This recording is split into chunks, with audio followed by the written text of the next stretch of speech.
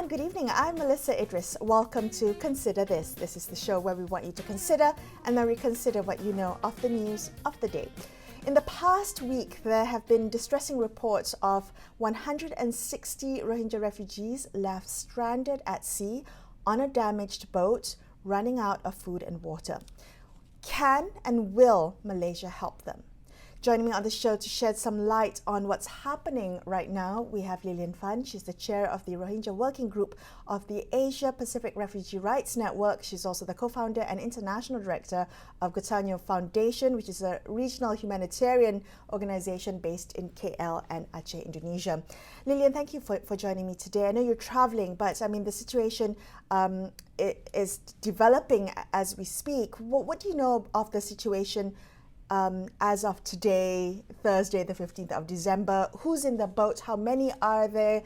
Women, children? Do they have food? Do they have water? What do we understand of the situation right now?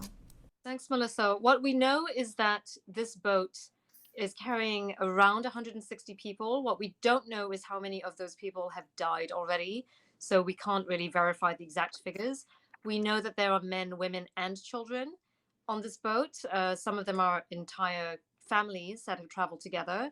They have run out of water and food actually more than a week ago, because some of the food that they were carrying on the boat was actually being damaged by the very heavy rains that they were facing, and of course being tossed about at sea in the deep open sea, where they've been basically stranded for more than a week. We have heard that the engine of the boat has been broken. The boat is actually leaking as well, and the boat is not anchored, so it was actually literally being tossed by the wind and the waves. We also know that the boats actually changed position, so that it was for most of last week actually in a region that was considered Malaysian SAR region, not Malaysian territorial waters. I think that's a very important distinction to make. Sorry, SAR stands for Search and Rescue Region. Search and Rescue Region, okay. It's actually very far, quite far north into the search and rescue region, which is in the Andaman Sea, and it's bordering the search and rescue region of India as well as Myanmar. And although it's physically closer to Thailand, it's not in Thai. It was not in Thai search and rescue region either, and not really that close to the coast as well. It's not there anymore though. So this is where it was up until about early this week. And then we've since discovered that the boat actually has been assisted. We're not exactly sure by who. Some people say it was the Indian Navy, but we haven't been able to verify that yet for sure. But the boat is now in a different location, and in fact, it's much closer to Indonesia. We think still in international waters, but on the area that is really bordering the waters of Indonesia near Aceh. So that is where the boat is currently. So actually right now we're really trying to call for the Indonesian government to conduct search and rescue for this boat and assist people on this boat very urgently. Okay, let's talk. We'll talk about the sea rescue limitations and constraints, but I want to understand a bit more about where did the Rohingya people on the boat come from? Where were they? Where did the boat originate from, and where is it thought to be headed? So this boat is actually one of several boats that left Bangladesh around the same time. They all left around the 25th, 26th of November, and we're seeing a much larger number of refugees, Rohingya refugees, who are leaving the camps this sailing season. So obviously, as we know, Rohingya try to leave every year. There are people who take that risk of getting onto, these rickety boats and taking these very dangerous journeys. But I think what's different now is that we're really seeing an increase in the numbers. Even UNHCR put out a statement to say it's about sixfold the numbers that we're seeing. And we're also seeing many more families actually taking this boat together. So you're not just seeing, men trying to get to a place where they can find work. You're actually seeing families fleeing. And there's two things. I mean, one, I think, is that we all know that the situation in Myanmar has obviously deteriorated, and particularly in Rakhine State, the fighting has started again between the Arakan army and the Tatmadaw, the Myanmar military. That has an impact on two things. It has for the Rohingya, it has an impact on the Rohingya who are there, who are still there in Rakhine State, and also the ability of Rohingya who are in Bangladesh to go back or to feel that they can ever return in voluntariness, safety, and dignity. So it is a moment where you actually see people losing hope in the fact that, thinking that they can't go back anymore to Myanmar, but also the situation in Bangladesh in the camps themselves have also deteriorated. So that's very important to understand too. There are security incidents that have been taking place in the camp as well. It's not a secure place. People have been facing violence by armed gangs. People have been experiencing basically this prolonged displacement without any guarantee actually of safety or security as well. Yeah, I mean, we forget that, some refugees have been in the Bangladesh camps for more than 5 years now. So children have grown up there, and you're absolutely right. I mean, I saw the reports and the statements coming out from UNHCR warning that there's actually rising despair, as well as rising violence. I will come back to that. I think it's important to address the protracted nature of this refugee crisis. But coming back to the issue with the boat, something you mentioned a bit earlier about needing to make that distinction between being in territorial waters versus being in search and rescue region. Could you help me understand? Because, when a couple of days ago, when the Malaysian Maritime Enforcement Agency, they said, well, actually, there's no boat, there's no refugee boat that's stranded here in Malaysian waters. What was the difference between their limitations of what they could do to search for it? They were actually correct. It was not in Malaysian territorial waters, and we had never claimed that. We have always been saying that the boat's location was actually in the search and rescue region.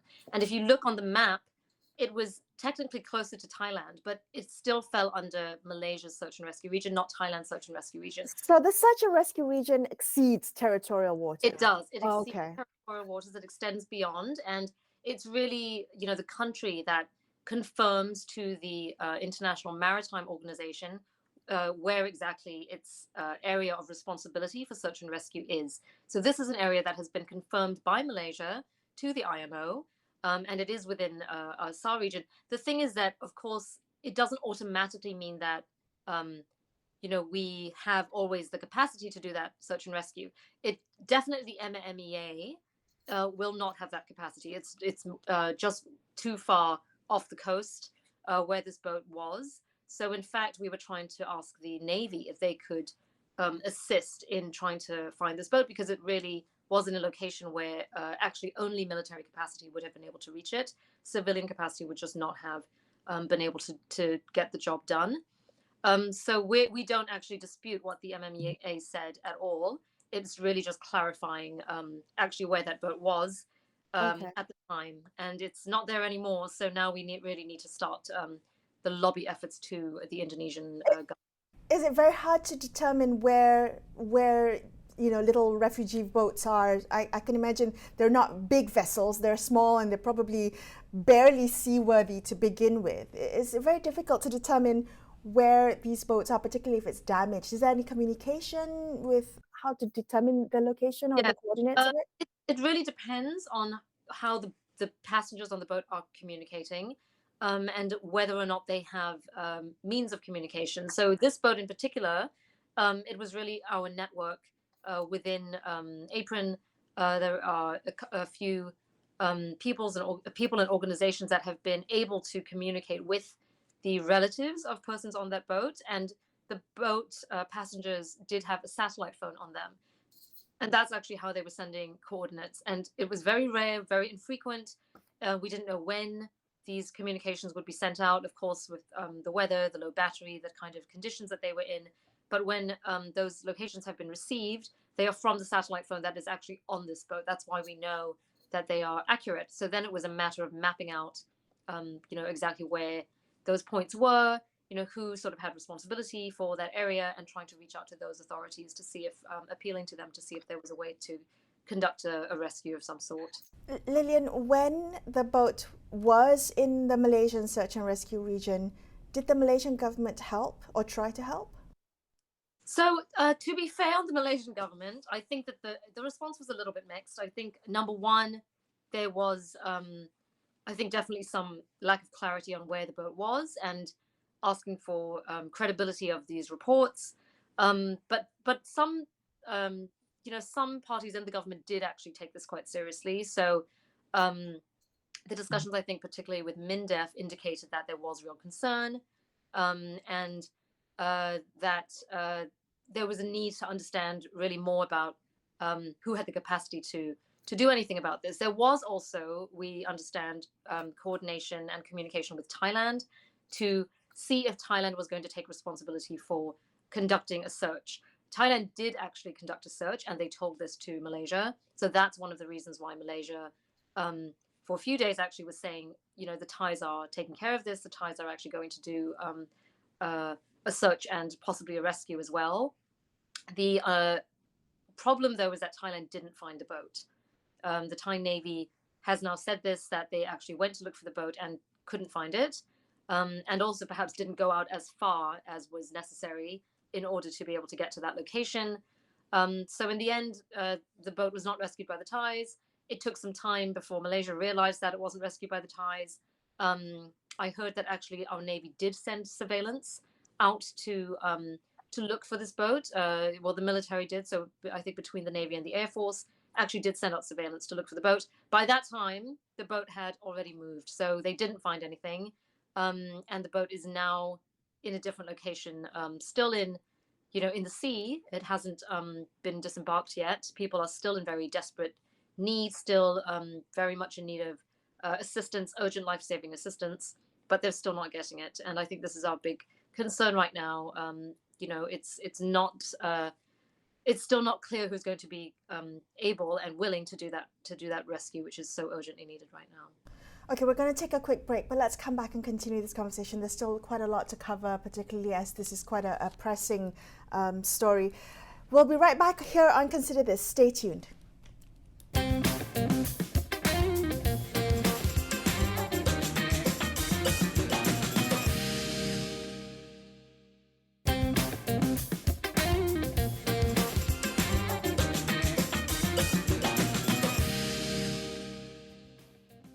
Hi, thanks so much for staying with me on Consider This. I'm Melissa Idris, and I'm speaking tonight to Lilianne Fan. She's the co-founder and international director of Catania Foundation. She's also the chair of the Rohingya Working Group at the Asia Pacific Refugee Rights Network. Lilianne, can I ask you about the 2015 Andaman Sea Crisis? Maybe you can refresh our memories as to the terrible tragedy that happened then and what we learned from that tragedy, because as you pointed out a bit earlier, there seems to be yet another boat crisis developing. Maybe you can tell us, refresh our memories as to that tragedy. So 2015, what we refer to as the Andaman Sea Crisis, was really a situation where boats of Rohingya refugees that had come basically were trying to bring Rohingya from Bangladesh and Myanmar to the Southeast Asia region, got stranded and got stuck basically at sea because of the discovery of mass graves on the border of Thailand and Malaysia in the Wang Kalian area. And that triggered basically the authorities, particularly the Thai authorities, to really crack down on trafficking. And they put very, very stern blocks basically on any kind of basically infiltration of the border. Traffickers realized they were not able to disembark the boats that easily as they had in the past in Thailand, and therefore their route was disrupted. This caused the smugglers and traffickers to actually abandon the boats at sea and really leave people in these boats without water, without even anyone to captain the boat. And with boats in conditions that were extremely damaged as well. So you basically had Rohingya refugees stranded at sea, and there were a number of boats, so about 5 or 6 boats at the time. This is very similar to what's happening now. There have been about 5 boats out at sea. Not all of them have been in such serious distress. One was picked up by a Vietnamese oil vessel and handed over to the Myanmar Navy. We've heard that they've since been imprisoned, so this is, very worrying as well. But others, basically this particular boat has gone into very serious distress and started issuing distress calls about more than a week ago. And there have been others where we just don't have enough information. There have been some reports that there's another boat somewhere in the Indian Ocean which is also in distress, but no clarity really on too many details on that. The problem is, though, the regional response. What does that look like? And I think that we haven't learned regionally, really how to respond to crises of this nature. We see this every year at a different scale. I think why we are comparing this crisis to 2015 is because of the scale, the number of boats, the fact that we're seeing multiple boats, potentially in distress at the same time, the ping pong, what Human Rights Watch called, basically the maritime ping pong of basically, countries going back and forth. We haven't seen as clear, this kind of pushbacks as we did back then, but we also wouldn't be surprised if that happened because that is the policy now of a number of countries. Right. So countries really not taking any responsibility or trying to avoid taking on that responsibility of conducting disembarkation. Wasn't there the Bali process that came out of the Andaman Sea Crisis? So the Bali process existed, and the Bali process, basically in response to the Andaman Sea Crisis, developed what they called a consultation mechanism, which could be activated in the event of a similar crisis happening. We've seen smaller scales of boat crises in the last few years. We've seen this current boat crisis right now, and we have not seen any indication that countries who are members of the Bali process are using this consultation mechanism, which is really unfortunate because that is a regional mechanism that exists precisely for crises of this kind. And it really should be a way that, countries should be coordinating with each other in a little bit more of a holistic way, not just navies talking to each other, but actually, governments really speaking about how we're going to address this crisis collectively and in a more coordinated fashion. There should be discussions, obviously, with also countries who, are beyond our direct region. Countries like the US, for example, countries like Australia, Australia is, of course, in the region, but countries who are concerned about refugees and who are concerned about the human rights of refugees and of people from Myanmar, and in particular the Rohingya. There should be a whole dialogue that's taking place about this because I think that, what our governments are doing now is they're so afraid to act quickly to save lives because they're thinking about the consequences and the implications. What are they afraid of, Lilianne? I think that they're afraid that they will not have a solution, that they will just end up being a pull factor.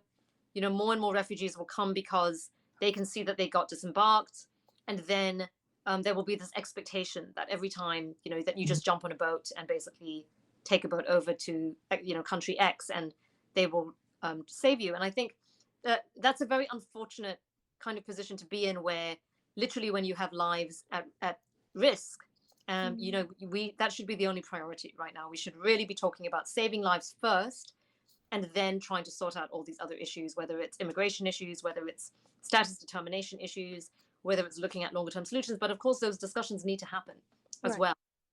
And I think the difficulty is that governments are reluctant to get into a humanitarian discussion without having all of those longer term implications really understood. Whereas, for us with humanitarians, we just don't even question, because, the argument that we're trying to make is, let's put aside the fact that these are Rohingya. These are lives at risk of death, basically because they're in very desperate situations. And when there is a boat in distress with people on it, it should be rescued. There is an obligation to rescue it without discrimination. And we actually shouldn't be making a fuss because these are Rohingya people or these are people who don't have, status.